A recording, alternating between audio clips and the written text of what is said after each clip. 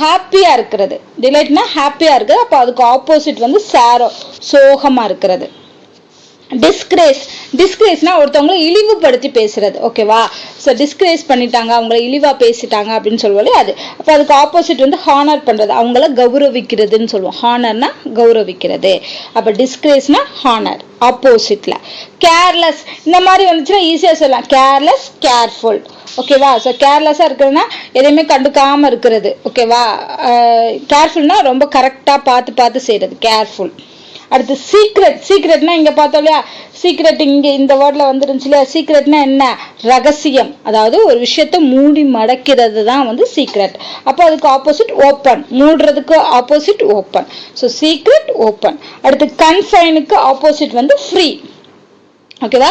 So அப்போ இது எல்லாமே ஆன்டனிம்ஸ். ஸோ இது ஒரு தடவை ரீட் பண்ணிடலாம். இண்டினா இன்ஃபேக்ட், பேனிக்னா ஃபியர், கன்சோல்னா கம்ஃபர்டட், செல்ஃப் சென்டர்னா ஈகோஸ்டிக், விஸ்பரிங்னா முர்முர். இது ஆன்டனிம்ஸ் பார்த்தோம்னா delight, sorrow, disgrace, honour, careless, careful, secret, open, confine, free.